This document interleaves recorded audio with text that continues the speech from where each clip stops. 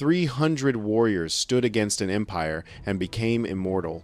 But beneath the bronze and legend lies a truth that shatters the myth. The hero king who saved Western civilization was also the enforcer of history's most efficient murder system. Every single year, Leonidas personally oversaw the ritual killing of thousands of innocent people. Not Persians, not enemies, Greeks.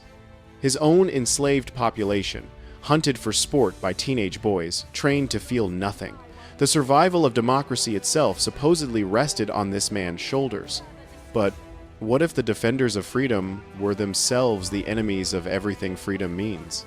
By the end of this story, you'll understand why the real Leonidas was simultaneously Greece's greatest hero and its most perfectly crafted killer. You'll discover the horrifying training that created the 300 children stolen at age 7, forced to murder for food, programmed to see compassion as fatal weakness. You'll learn why Leonidas chose certain death when tactical withdrawal could have saved everyone. And you'll witness the systematic erasure of 2,100 human beings whose names were deliberately struck from every record. Think you know this story? The noble king? The impossible odds? The ultimate sacrifice for freedom? Here's the mathematics they hide. 7 helots murdered for every Spartan citizen every single year for centuries. That's not war. That's genocide disguised as order. 3 mysteries haunt the real Thermopylae that Hollywood won't touch. What happened to the Helot rebellion of 490 BC that Leonidas personally crushed with teenage murder squads?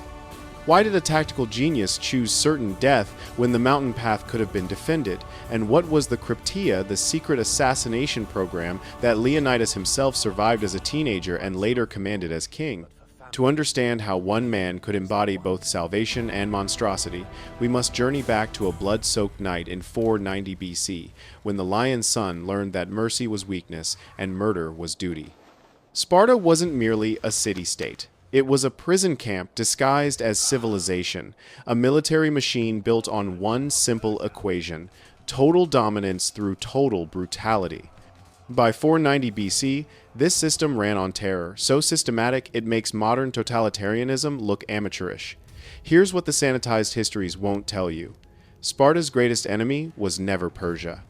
It was the 250,000 human beings they kept in chains, Greeks, descendants of the original inhabitants of Laconia, reduced to agricultural slaves, whose labor fed Spartan warriors. Every autumn, Sparta formally declared war on its own enslaved population. Not metaphorical war, but actual legal war. This meant any Spartan could kill any Helot without consequence, without trial, without even needing a reason. They called it maintaining order. Modern observers would call it state-sponsored terrorism raised to an art form. Meet the key players in this tragedy, written in blood and bronze. Leonidas, whose name means lion's son, wasn't born to rule. He was the third son, the spare's spare, hardened by a childhood designed to break most adults. His half-brother, Cleomenes, called the Mad King, whose mysterious death would conveniently clear Leonidas' path to the dual throne. And Gorgo, Leonidas' niece who became his wife, yes, you heard correctly, the only woman in all Sparta permitted to speak in the citizen assembly, forged from the same unforgiving iron as her uncle husband. The numbers alone tell a story of systematic oppression. 7 helots for every single Spartan citizen.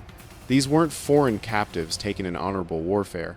They were Greeks, people who spoke the same language, worshipped the same gods, differed only in that their ancestors had lost a war centuries past. Listen carefully, and you can almost hear the bronze, scraping bronze, as we examine Sparta's power structure built on blood. 2 kings ruled simultaneously, a system designed to prevent tyranny that instead created double the oppression. 5 ephors elected annually wielded the real power behind the throne. The Gerousia, 28 elders over age 60, decided through secret ballot who lived and who died. And binding it all together like iron chains was the agoge, the training system that didn't produce soldiers but manufactured killers incapable of human compassion. Leonidas possessed one advantage Xerxes could never imagine or understand. He'd survived the most brutal military training program in human history. At age 7, the Spartan state stole him from his mother's arms. What they returned 23 years later wasn't entirely human anymore. It was a weapon in human form, perfect for its purpose, incapable of the weakness called mercy. But how does a royal prince become such a monster? The transformation began when 7-year-old Leonidas was torn, screaming from his mother. The Agoge didn't create soldiers who could think, it manufactured killers who could only obey. When young Leonidas entered the barracks in 520 BC, he entered a system designed with scientific precision to destroy everything soft, everything compassionate, everything recognizably human in a child's soul. This is where the story descends into true darkness that makes Persian barbarism look civilized by comparison. Boys slept naked year-round on reed beds they gathered themselves, deliberately kept cold to breed endurance. Food was kept deliberately insufficient, forcing them to steal from civilians or starve. The punishment, if caught, wasn't for the theft itself, it was for being clumsy enough to get caught. One boy, legend preserves, let a stolen fox gnaw through his stomach rather than reveal his crime during inspection. He died without making a sound. They called this education. Modern psychologists studying the surviving accounts use a different term: systematic torture designed to destroy empathy and create sociopaths. At age 12, each boy received a mentor, an adult warrior who would guide his development through a relationship that would horrify any civilized society. The nature of these bonds, the ways older warriors educated their young charges, deserves its own dark chapter in Sparta's catalog of horrors. Then, at age 18, came the Crypteia selection, where Sparta's system revealed its truest nature. The most promising young killers' boys, who'd shown particular ruthlessness, particular ability to disconnect from the act of murder, were sent into the countryside, armed only with daggers and a single order: kill helots. Any helots. Bonus recognition for targeting the strongest, the smartest, the ones who might someday lead rebellions against Spartan rule. Leonidas excelled at this culling of his own people. His instructors noted with approval his particular efficiency, his ability to kill without hesitation or remorse. When he returned from his Crypteia year with 17 confirmed kills above average for his cohort, they knew they'd created something special, something monstrous.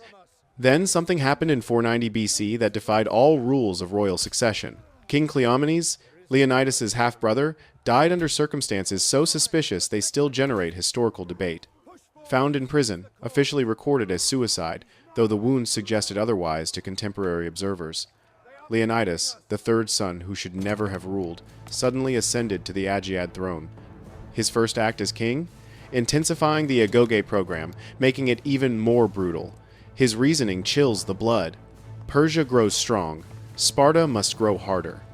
The selection of the 300 began years before Thermopylae, driven by calculation, not valor.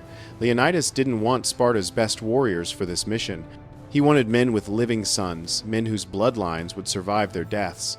But hidden in plain historical sight was an even more shocking truth that chronicles deliberately obscured. Each Spartan knight brought 7 helots as support staff. That meant 2,100 enslaved human beings marching to certain death. Their names systematically erased from every single record as if they'd never existed. The physical transformation wrought by the Agoge left permanent marks. By age 30, a Spartan warrior's body told the story in scar tissue and deliberately broken bones. Scars covered approximately 40% of their skin from training, beatings, and combat practice. Bones had been deliberately broken and reset to create denser skeletal structures. Their pain tolerance exceeded normal human limits through systematic desensitization. Leonidas himself bore a distinctive scar running from right eyebrow to left jaw, a training accident that nearly cost him his eye. The Persian threat had been growing since Darius's humiliating defeat at Marathon 10 years before. When Xerxes inherited the throne, he inherited his father's shame and burning hunger for revenge. By 481 BC, reports reaching Sparta spoke of the largest army ever assembled in human history, mobilizing for invasion. 2 million men, ancient sources claimed, so numerous the earth itself trembled beneath their march. Modern archaeologists discovered something that transforms our understanding entirely.